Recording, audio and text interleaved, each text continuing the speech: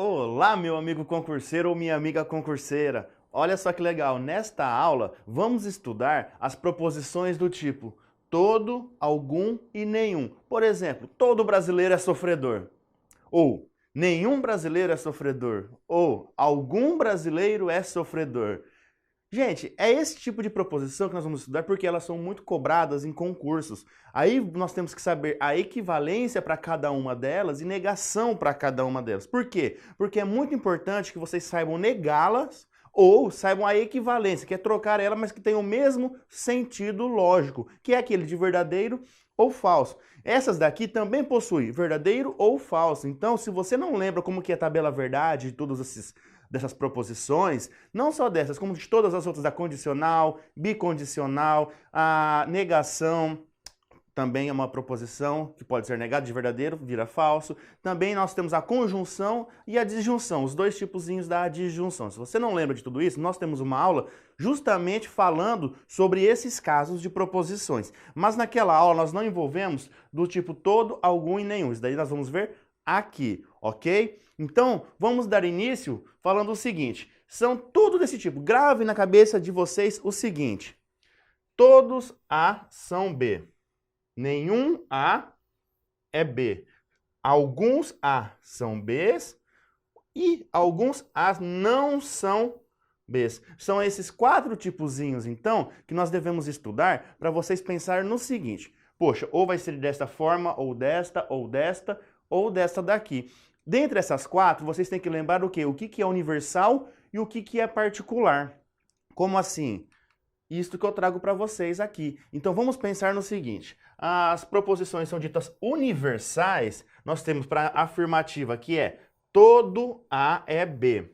E temos também para a negativa, que seria o quê? Nenhum A é B. Então estas são as proposições ditas universais. Já as particulares, quem seriam as particulares? Aquelas que envolvem alguns, existe um, pelo menos um. Então, olha só, seria algum A é B e para negativa, isso para afirmativa, ok? E para negativa seria aquelas do tipo, algum A não é B. Por que que eu falo para vocês sobre essas proposições do tipo universal e do tipo particular? Por causa que para negar elas, você nunca transforma uma universal em outra universal. E nem uma particular em outra particular. Então é isso que vocês têm que ficar atentos. Para universal, se tiver o caso, e para particular. Cara, porque eu vou falar um negócio para você. Matemático, ele é muito certinho, ele gosta ao pé da letra. Então se eu digo para vocês, todo A é B, meu amigo ou minha amiga, todo é para todos os casos. Se tiver um apenas que não vale aquilo, eu não posso afirmar que todo A é B. O mesmo acontece para nenhum A é B. Se umzinho for, meu, isso aqui cai por água abaixo. Então você não pode utilizar isso daqui dependendo do que for. Você tem que ter absoluta certeza do que vai ser. Agora, quando a gente fala algum A é B, isso já é mais maleável. Eu sempre costumo brincar com meus alunos, é o seguinte, meu, essas são três palavrinhas mágicas na matemática. Todo, algum e nenhum. Todo e nenhum é muito forte falá-las, porque tem que valer para todos os casos. Então, se você for falar de todo ou nenhum, você tem que provar que tudo é daquela forma que você está falando. Agora, quando nós dizemos algum já é mais maleável, né? Porque se algum pode ser um, pode ser dois, pode ser três, pode ser quatro, só não pode ser nenhum, porque eu não posso falar algum, certo? Então, vamos ver alguns exemplozinhos sobre essas proposições aqui. Olha só. Todo paulista é brasileiro. Se eu falar para vocês, todo paulista é brasileiro, não significa o mesmo que eu falar que toda pessoa brasileira é paulista. Sabe por quê? Porque suponha que se vocês tivessem isso daqui, ó, este conjuntinho aqui, sendo os brasileiros. E este daqui sendo os paulistas. Então, os paulistas estão, como posso dizer, dentro dos brasileiros. Então todos os paulistas também são brasileiros. Mas isso eu não posso afirmar com certeza que todo brasileiro é paulista, porque esses elementos que estão aqui fora, que podem estar aqui fora, seriam brasileiros, mas não seriam paulistas. Eu só poderia afirmar que toda pessoa brasileira é paulista se fosse assim, ó. Se fosse aqui o conjunto dos brasileiros e o conjunto dos paulistas fosse o mesmo conjunto dos brasileiros. E aí sim eu poderia afirmar, mas eu não posso, neste caso, afirmar isso. Então, os brasileiros é um conjunto maior e os paulistas está dentro do conjunto desses brasileiros. Então, os paulistas está contido nos brasileiros. Beleza? Então, paulistas está contido em brasileiros. Cara, isso é muito importante que vocês saibam. Por quê? Porque vai garantir para vocês se vocês podem ou não falar. Então, se vocês podem ou não falar, isso é importante para nós na lógica. Então, veja bem, não significa que toda pessoa brasileira é paulista. Isso aqui não acontece à volta, tá bom? Vamos ver outro exemplozinho que fala algo assim? Veja bem, agora olha só, nenhum político é corrupto. Possui o mesmo significado que nenhuma pessoa corrupta é político. Por quê? Se eu afirmo isso daqui, ó, nenhum político é corrupto, se eu tivesse o universo aqui, ó, dos políticos, se eu falo nenhum político é corrupto, significa que ninguém que está dentro desse universo de políticos vai ser corrupto. Então, os corruptos estariam aqui. Então, todo elemento que está aqui em políticos não está em corrupto, que são esses daqui. Agora, se eu falar isso daqui, que nenhuma pessoa corrupta é político, por que que isso daqui, nesse caso, é verdade? Porque esses daqui estão aqui também não estão dentro desses daqui de político. Então, veja bem como que é diferente daquele outro exemplo que nós falamos. Aqui, neste caso, é nenhum. Nenhum é muito forte também, assim como o todo. Mas, se nenhum desse cara aqui é este, eu posso afirmar que nenhum deste também vai ser este. Observe que, neste caso, eu não emiti uma opinião.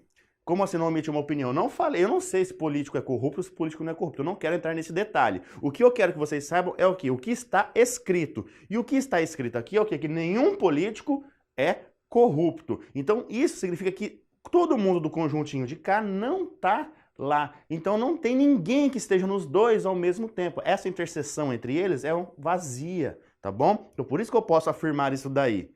Agora, vamos ver mais um exemplo. Algum concurseiro é estudioso. Algum concurseiro é estudioso.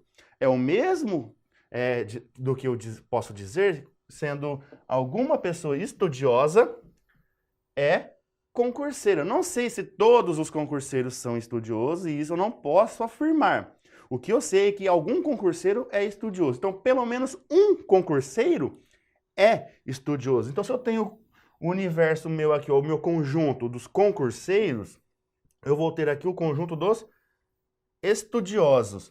E se algum elemento que está aqui, ó, que pertence ao conjunto C, que é dos concurseiros, também vai pertencer ao conjunto E dos estudiosos. Eu não posso afirmar que são todos.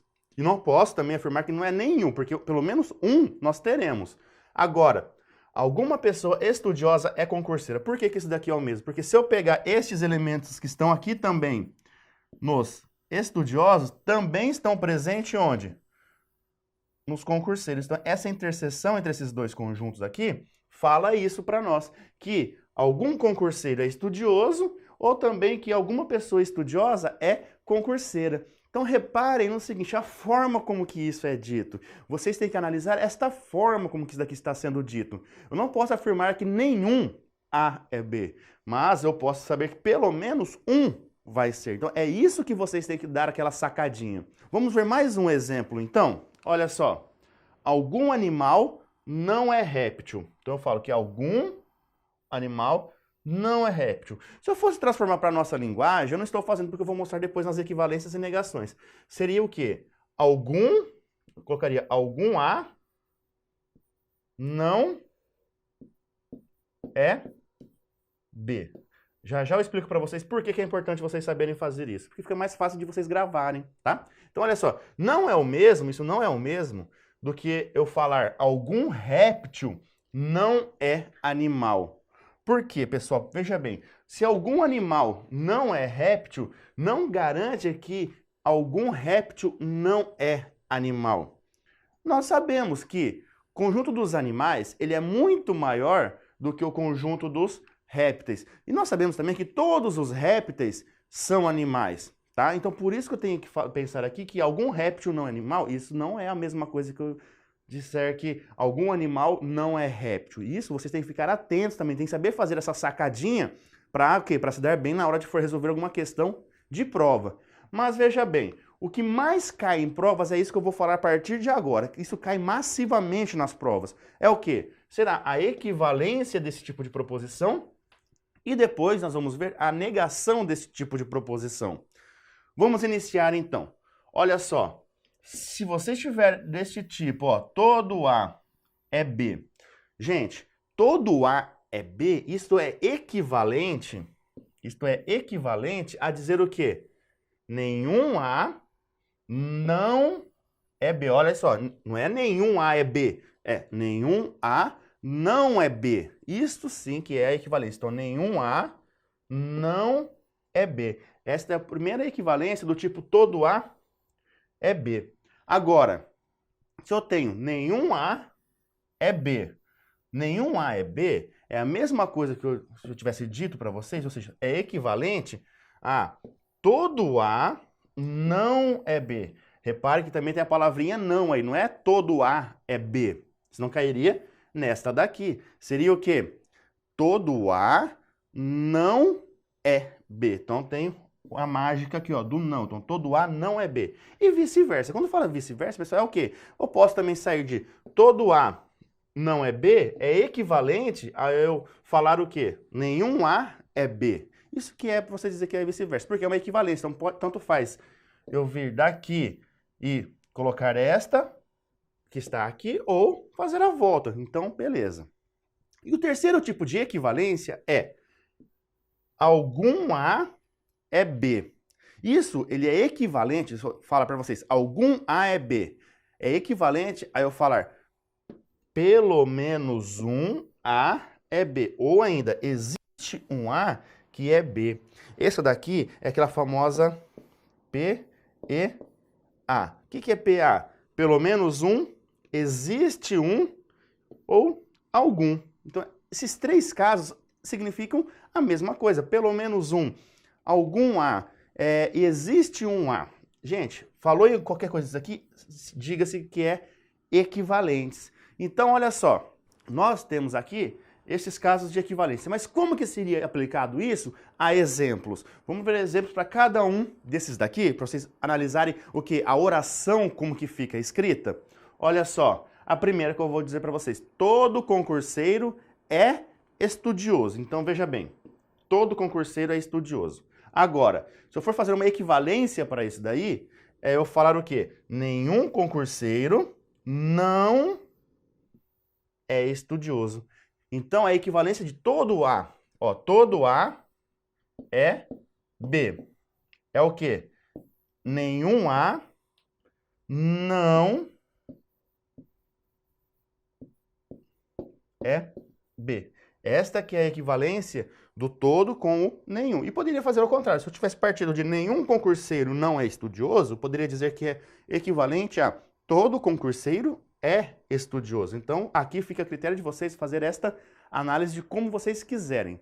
Bom, vimos a primeira, né? Se vimos a primeira, vamos ver um próximo caso, que é quando a gente vai falar agora de nenhum. Então, eu trouxe aqui para vocês o seguinte exemplo. Nenhum professor é magro. Vídeo meu exemplo, né? Brincadeira. Então, olha só. Nenhum professor é magro. Uma equivalência para esta oração seria o quê?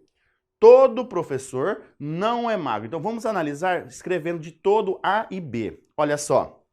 Nenhum professor é magro. Então, nenhum A é B. Isso poderia ser dito também como todo A não. Então, veja que temos um não B. Não é B. Então, todo A não é B é equivalente a nenhum A é B. É isso que fica quando a gente traz exemplos com orações, com as proposições compostas montadas. Então, ou proposições simples. Então, veja bem.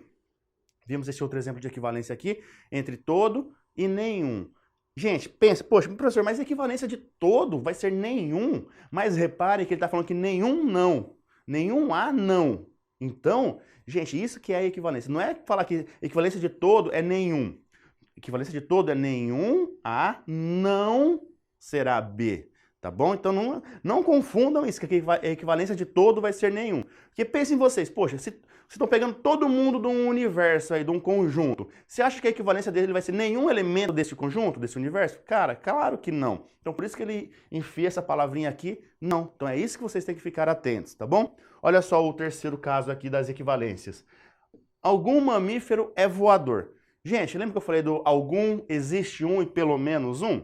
É este caso. Então, se eu tenho algum mamífero é voador, eu posso reescrever isso daí, ou seja, é equivalente a eu disser que pelo menos um. Ou ainda, existe um. Então, esses três casos aqui significam a mesma coisa, são equivalentes. Algum pode ser trocado por pelo menos um, que também pode ser trocado por existe um. Então, qualquer um desses três tipos que vocês estão vendo aqui, qualquer um desses três tipos estiverem escritos, significam a mesma coisa. Então, tem a mesma valoração. Bom, se tem a mesma valoração, então eles podem ser trocados. Por isso que são chamados de equivalentes. Então, esses três são equivalentes, certo? Muito rápido, vão acompanhando devagar aí, do modo que vocês quiserem, vão voltando à aula da maneira que vocês precisarem, porque isto é importante na hora que nós chegarmos nas questões. Já já eu explico o porquê. Agora vamos falar da outra parte que também cai igual água em concurso. Veja bem, agora iremos ver as negações. Vimos as equivalências deles e vimos agora as negações. Vamos ver as negações. Então, olha só, a negação da sentença todo A é B. Gente, isso daqui, 90% das pessoas que olham pela primeira vez erram. Por quê? Todo mundo acha que a negação do universal todo será o nenhum. Mas não é. A negação do universal todo é um particular. Então, a negação do todo A é B será algum A não é B. Então, não é nenhum A é B. Então, a negação do todo A é B não é nenhum A é B. Não é, pessoal. Não pode ser essa negação. A negação do todo A é B será algum A não é B. Agora, a negação da sentença algum A não é B. Será o quê? Algum A não é B.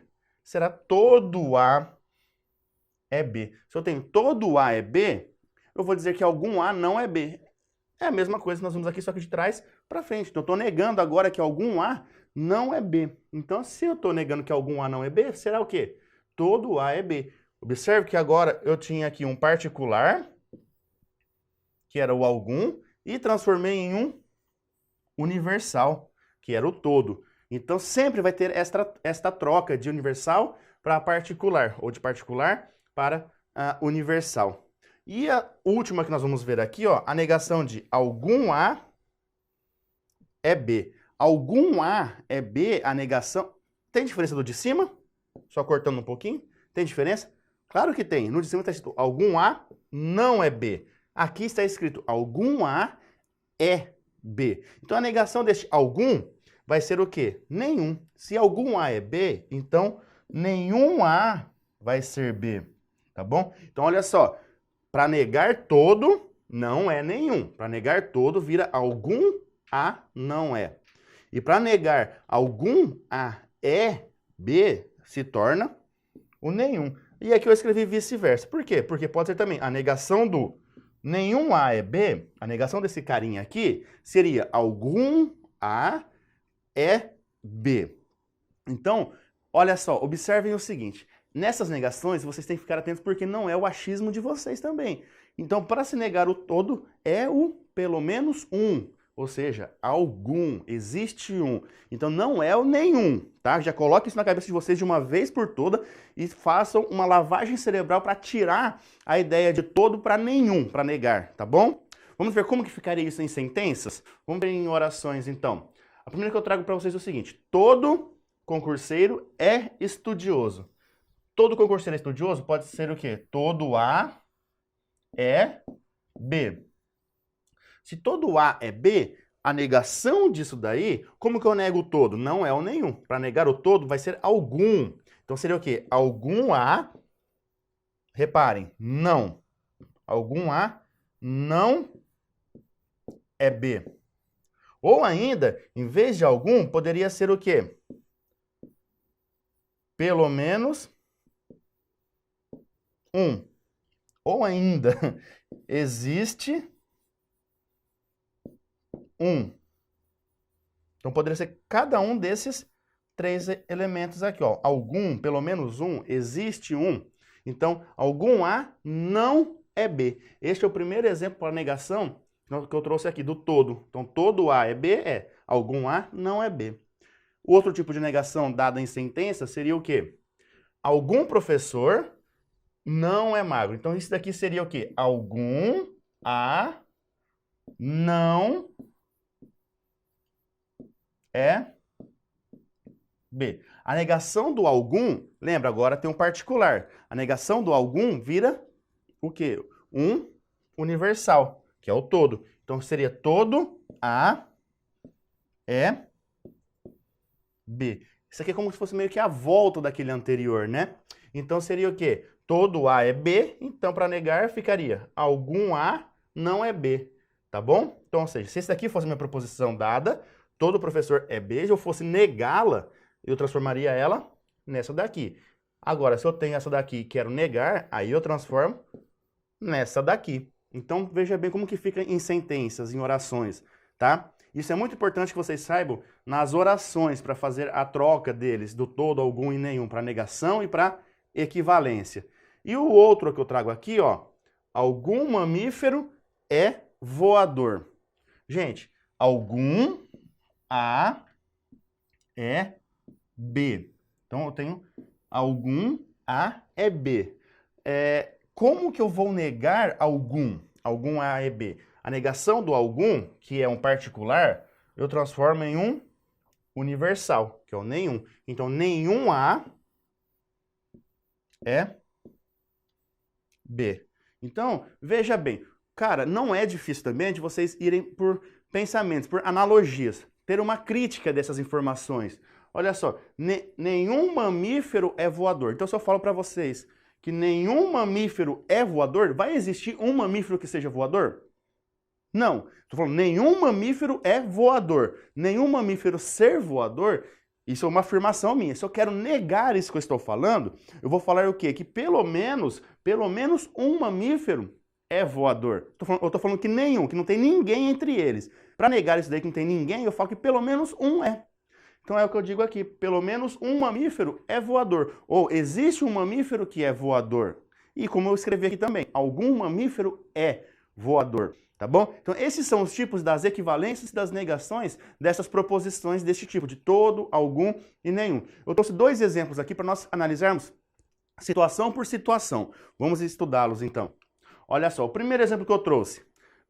João olhou as 10 bolas que havia em um saco e afirmou o seguinte: todas as bolas deste saco são pretas.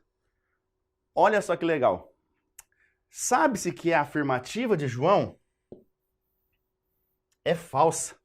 Então, se eu estou falando que todas as bolas deste saco são pretas, é falsa, aí ele fala, é correto concluir que todas as bolas deste saco é falsa. Então, vamos concluir isso daí. Vamos pensar na negação disso daqui, ou seja, vamos fazer de uma forma que isso daqui vire uma verdade. Se todas as bolas desse saco são pretas, pensando na negação dele, como que eu nego o todo? Como que eu nego o todo? É pelo nenhum? Não, eu nunca vou negar o todo pelo nenhum. Então, eu vou dizer que algum, certo? Algum A não é B. Então, eu vou dizer o seguinte, algum A não é B. Será que tem alguma afirmação que diz isso, que algum A não é B? Quem seria o meu A? As bolas desse saco. E o B seriam pretas. Então ficaria, algumas bolas deste saco não são pretas. Será que tem alguma dessas afirmações aqui?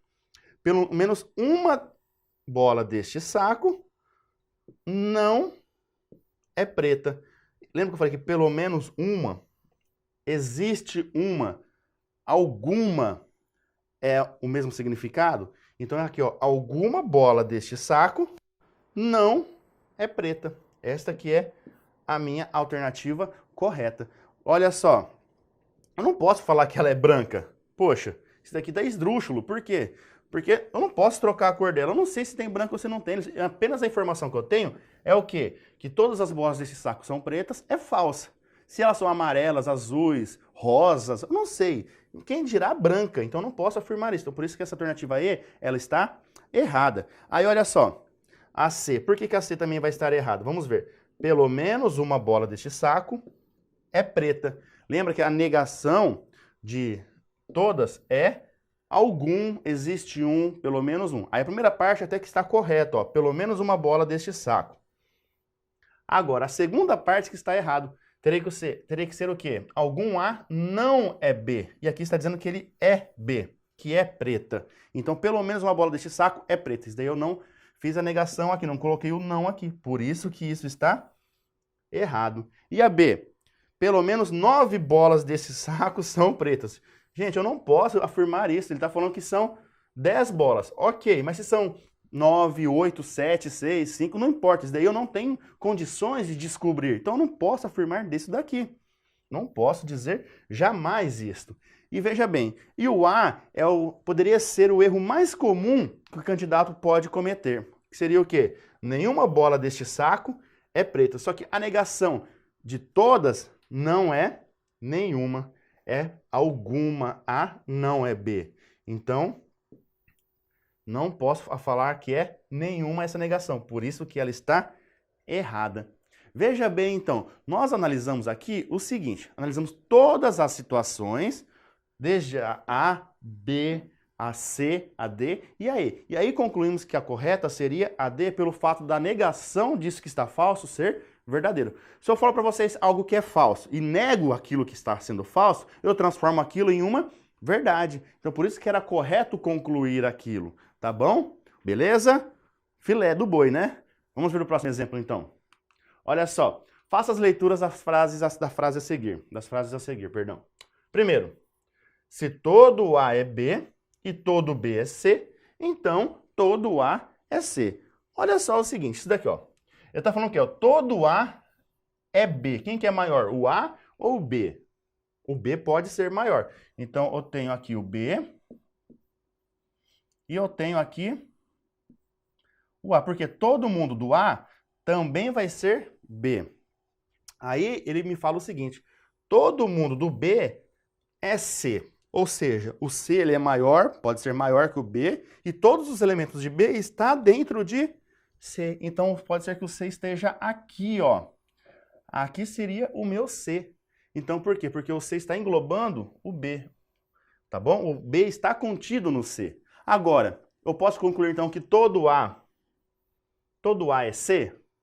Olha, se o A está dentro do B, que o B está dentro do C, com certeza eu posso afirmar que esse A também está dentro do C. Então, por isso que essa afirmativa 1 aqui, ela é verdadeira. Agora, vamos ver a segunda. Nem todo M, se nem todo M é N, então há M que não é N. Olha só, nem todo M é N. Então, só tem isso daqui, ó. M e o N. Nem todo, ou seja, não posso afirmar para geral, nem todo M é N, tá? Então, nem todo M é N. Então, a M que não é N. Se eu pegar esses elementos que estão aqui, ó, ele está dentro do conjuntinho M? Sim, ele está dentro do conjuntinho M. Ele está dentro do conjunto N? Não. Então, a M que não é N. Eu posso afirmar isso aqui, que existe alguém aqui no M que não está dentro do N. Se ele fala que se existe M que está dentro do N, estaria aqui, ó, tá? Mas que é uma outra situação, é um outro contexto. Beleza? Então, esta afirmação dita aqui na segunda também é verdade. Vamos ver a terceira. Se todo M é N, então todo N é M. Será que a gente pode afirmar isso daqui?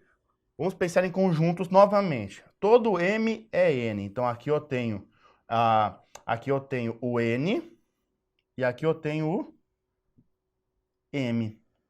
Será que todo mundo que está aqui dentro do M é N, se todo M é N, então é isso que ele está dizendo aqui, ó. Então isso aqui é verdade, beleza, está dito ali. Então todo N é M. Será que eu posso afirmar agora ao contrário?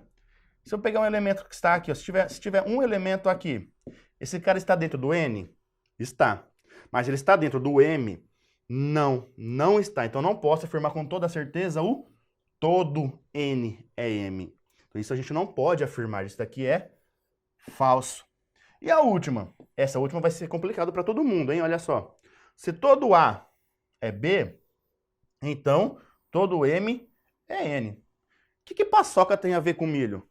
Gente, ninguém sabe o que seria a ver entre A e M, A e B e M e N. Não está falando nada entre esses quatro aqui. Se estou falando que todo A é B, então todo M é N. Gente, isso não implica em nada. Não vou confundir isso. Não vai misturar essas bolas aí, ó. Tá bom? Então isso aqui a gente não pode afirmar nada. Então quais que seriam as corretas? As corretas seriam apenas o quê? As assertivas 1 e 2. Qual é a alternativa que diz isto? É a alternativa A. Então, veja bem, observe que para resolver esses probleminhas, é só vocês analisarem a seguinte situação.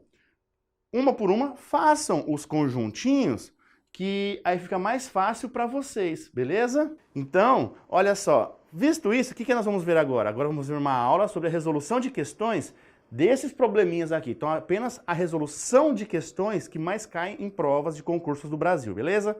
Grande abraço!